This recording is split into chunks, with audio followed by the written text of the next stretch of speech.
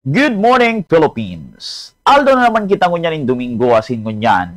Iba na nindo akong mag-aram, mag-inspired, asin makanood sa satuyang ipipicture na trayumpo digdi sa satuyang segment na Bombo Success Story.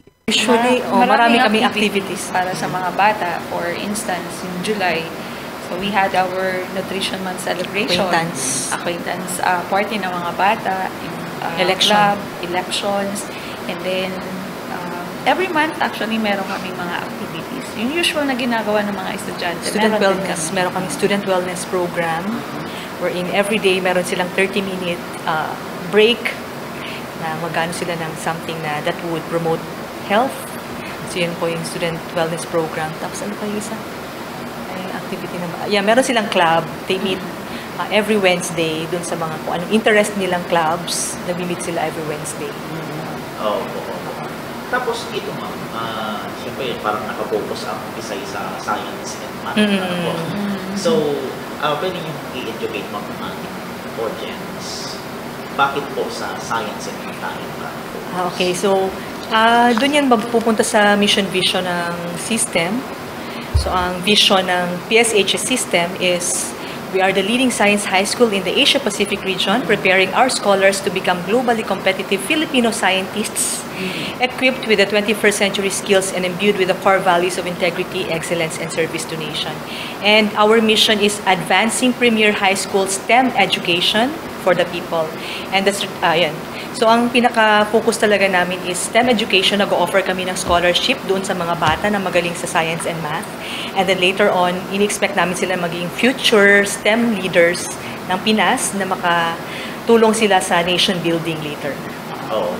So, parang school ito ng mga scholar. Oo, scholar ng bayan talaga sila. Oo, scholar sila ng bayan. Kaya, yun, parang later on, ini-expect namin sila na magko-contribute sila sa bansa, makakontribute sa STEM. Actually, marami na kaming mga mga engineers, mga doktor, mga scientists, marami na kaming mga estudyante na nag-graduate dito na nag-excel talaga sila sa field nila. Oo. So, kumusta mo sa feeling na ganun yung pagtingin sa atin na parang mga scholar yung pumapasok dito, mga ganun? Very proud ako sa kanila kasi later on they will become future leaders of this country. And I think we already trained them. We equipped them with the skills na kailangan nila later on sa kanila pag-pursue nila ng STEM nila sa STEM. Ng careers nila sa STEM. So dito mo hindi pwede yung yung mga core of knowledge sa math and science.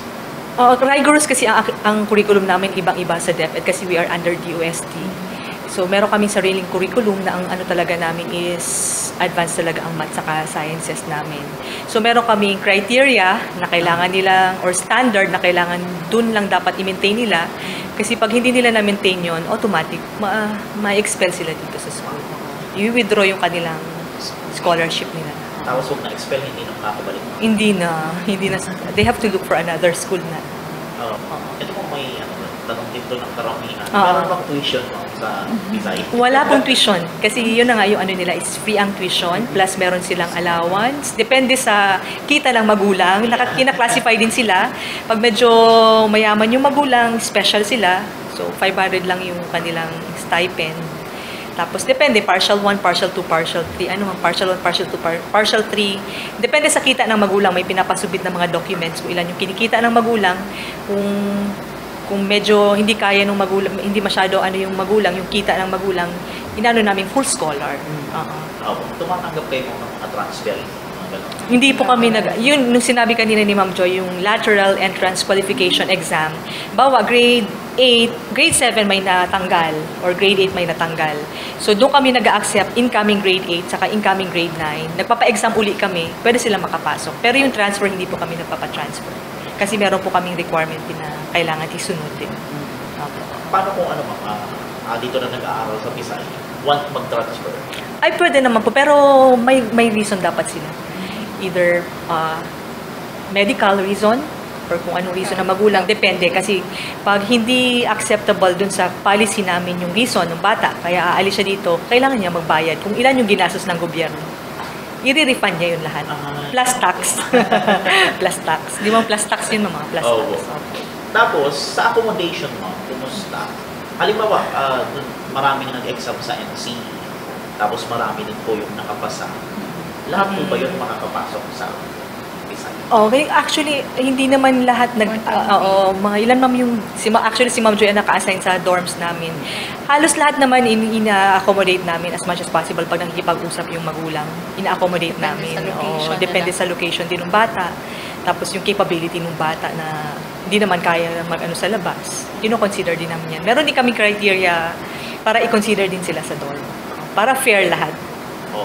Siyempre ma'am, kung competitive yung mga student, competitive din yung mga teacher. Oo naman. Expected yan. Kasi iba ang estudyante namin dito, talagang i-challenge ka talaga nila. Kung hindi ka prepared sa harap ng estudyante mo, mahirap yon. You will lose your integrity as a teacher. Kailangan, mas advanced din dapat ang teachers kaysa sa estudyante. So, kaya inaano namin sila talaga, we support student training, teacher trainings and attending seminars and workshops talaga. Even the system nagpo-provide sila ng mga ganyan. Paano kung yung parang method ng pagtuturo dito? Kasi parang tataas talaga ng confidence ng mga student. Actually kasi ang mga teachers kasi namin specialized sila. So kung physics ka talaga, physics yung ituturo mo. Kung math ka talaga, chemistry. Hindi pwede na chemistry teacher ka, magtuturo ka ng ibang subject na hindi mo naman siya forte. So kailangan forte talaga ni teacher. Actually, ang iba namin dito, mga engineers, mga BS yung mga teachers namin dito. Talagang specialized yung mga teachers namin dito. Kaya talagang yung pagtuturo sa content, saka sa skills na kailangan sa bata. Tapos meron kaming desired learning competencies na pina-follow sa buong Pilipinas. The same sa lahat ng PSHS system, we are following the same curriculum. Kahit saan ka pumuntang campuses, paras lang ang curriculum na in-implement namin. Tapos bawat teacher naman may mga qualification standards kaming hinahanap bago namin sila i-hire. Ito ma'am, sa enrollment pa rin mo or sa accommodation. Halimbawa, nakapasa po sa NC, tapos parang hindi ata na-accommodate dito. Pwede ba siya lumipat sa ibang campus? Like sa... Iba naman uli yun. Kasi kung magre-request siya ng transfer, meron uli requirement yung campus na lilipatan niya. So, depende pa kung papayagan siyang lumipat ng system. Kasi dadaan pa uli yan sa process. Dadaan uli sa Mancom, dadaan sa Execom, dadaan sa BOT kung i-allow siya. So, hindi po basta-basta ganun. Na, kailangan dadaan sa proseso bago siya yung intercampus na tinatawag. Ina-allow naman namin yan, usually tinitinan din ang grades ng bata. Lalo kung main campus yung lilipatan nila, talagang mataas yung requirement ng main campus. At may available na slot. Kasi kung walang available na slot, hindi talaga yan i-allow. Sa apart ma'am ng mga student, hindi ko alam kung pasok na tumam sa mga activity nila. Ano yung Hell Week ma'am? Hell Week? Exam week actually. Exam week, siguro yun yung nila, pressured talaga sila pag exam week. Kaya yan, siguro tinawag nilang hell kasi they have to really study hard. Talagang walang tulugan. Kaya yan siguro, pressure sa kanila. Kung bawal bumagsak ma'am, kaya At saka competitive kasi sila. So, may ini-aim sila na dapat ganito yung grade ko. Kailangan maka-director's list ako.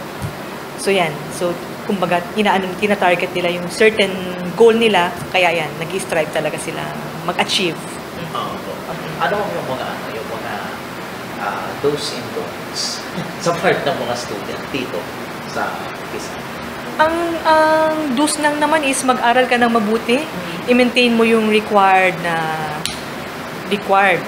grade para hindi ka maalis dito sa Pisay. And of course, importante sa amin din yung behavior.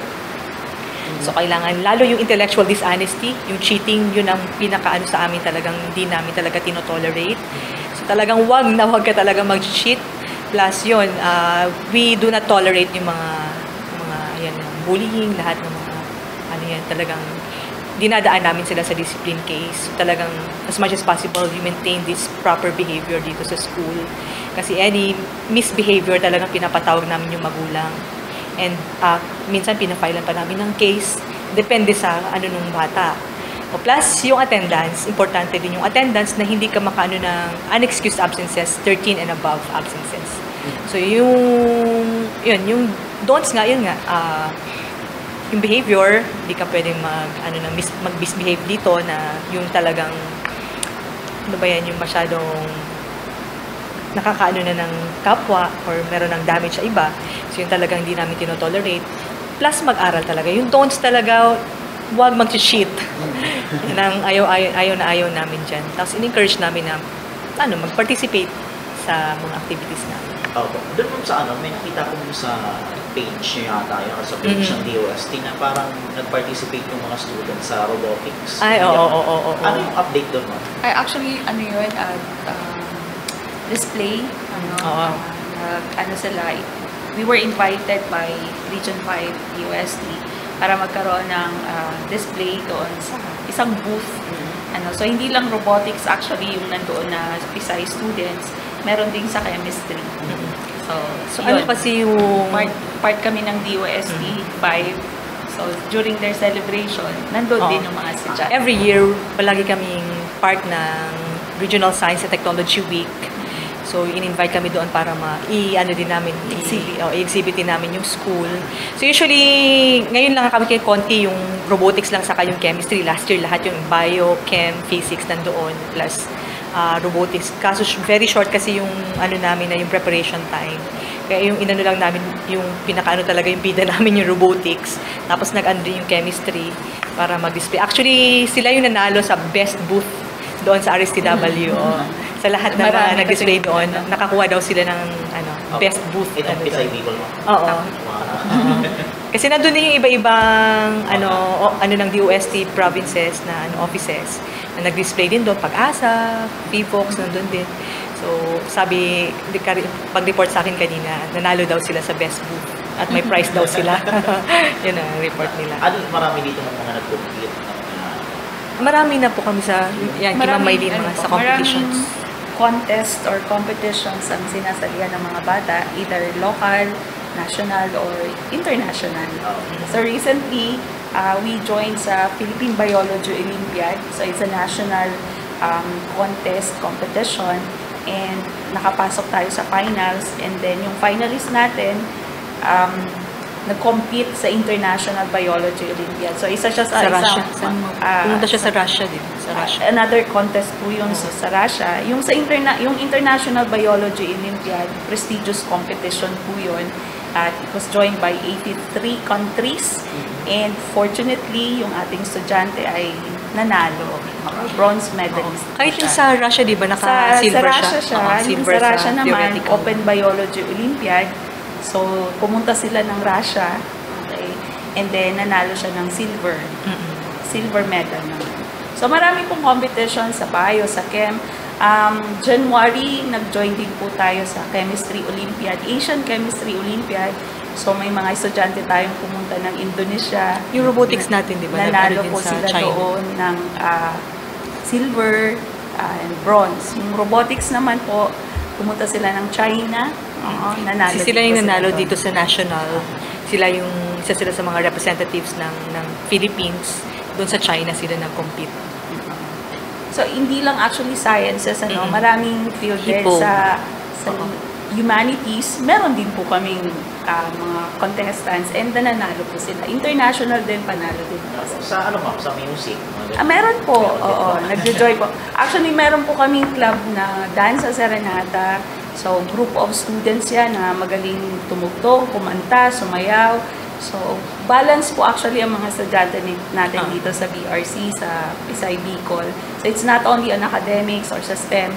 Meron din po kami dine-develop na skills when it comes to music, to literature, literary, so humanities aspect, para balance po yung mga estudyante natin. So, hindi lang hindi lang puro science. Hindi naman. Yan sana yung sabi kong itatanong ko. Hindi naman. Maraming programs po para makuha natin yung balance sinasabi natin sa mga bata. So, hindi lang puro STEM. So, meron dapat alam din naman yung humanities aspect. At nag-excel din sila doon. Nag-excel din sila doon. Wala namang mga pasaway dito, ma'am, na student. Ay, meron pa rin. Hindi naman kahit saan sigurong paaralan merong ganyan. Hindi naman. Pero naman sila na manageable naman sila kasi naman sila. Pag kinausap mo naman, ayan, naman sila. Bukod dito, ma'am, sa mga sa mga scholar, sa ibang mga field, ano pa yung siguro may consider natin as success or tagumpay ng Philippine Science High School? Aside sa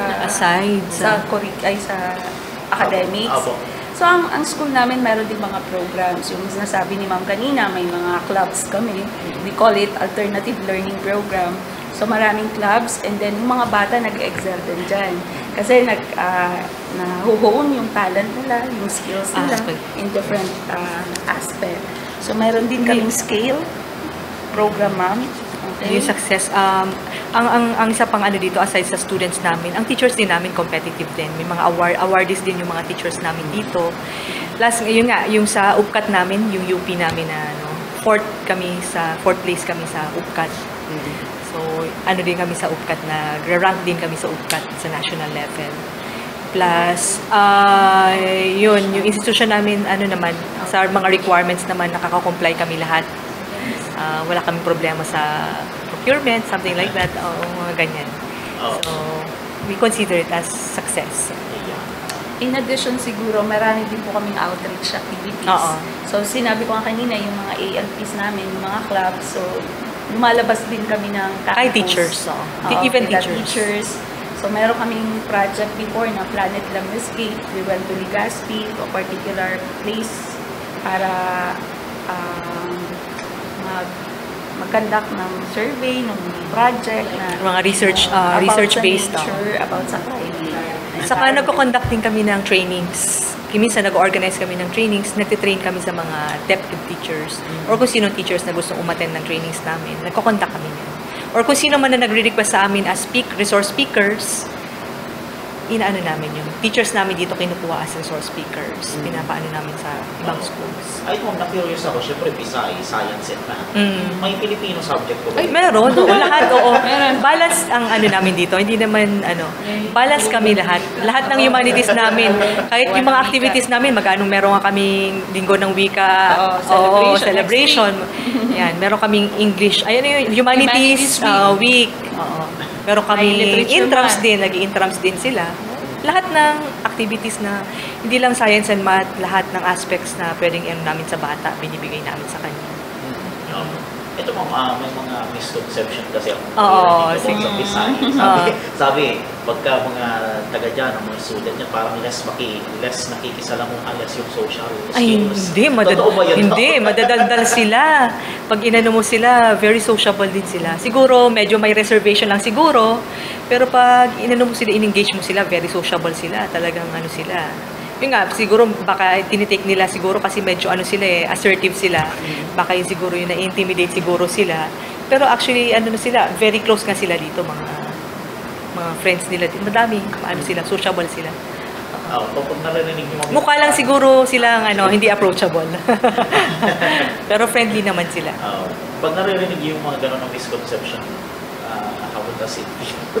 Wala naman sa amin. Sabi, we understand kasi yun nga, siguro baka na-intimidate din kasi yung mga bata minsan. Ang iba, ang mode of, nila, minsan Inglesero, mga ganyan. Siguro baka akala nila, na yung Pisay. Hindi naman. Sila, actually meron naman kami mga bata na very humble naman sila. Pag nilapitan mo sila, sila, very accommodating sila. Kahit in fact, pag nagpapaano kami sa RSCW, mga exhibit kami dito, nagpapa-exhibit kami dito, nagpapasok kami ng mga elementary schools and even high school from DepEd. Nag-invite kami na ibisitahin kami dito.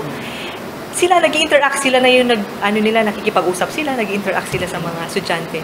Meron din nga silang outreach din na yung mga bata papupuntahin dito, i-entertain nila, bibigyan nila ng mga gifts sa mga community.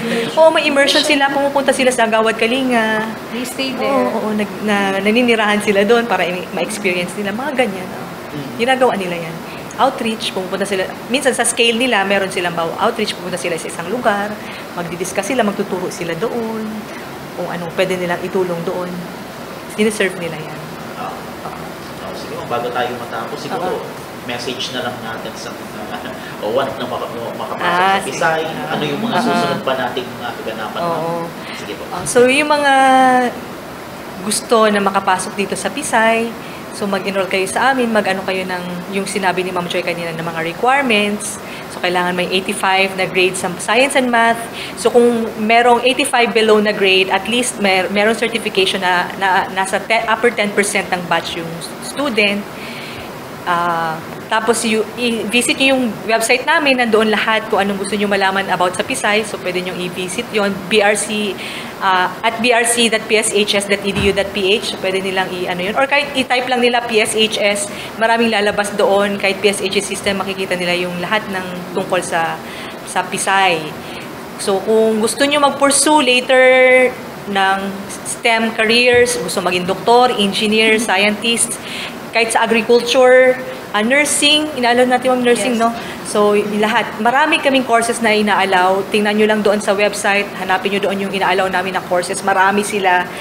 So, kung gusto nyo mag-pursue ng STEM careers, dito kayo sa amin kasi i-hone namin kayo na maging future STEM leaders ng country. And later on, makatulong kayo sa nation building, sa development ng ating, para mag-progress at ating, mas lalo mag-progress yung ating bansa.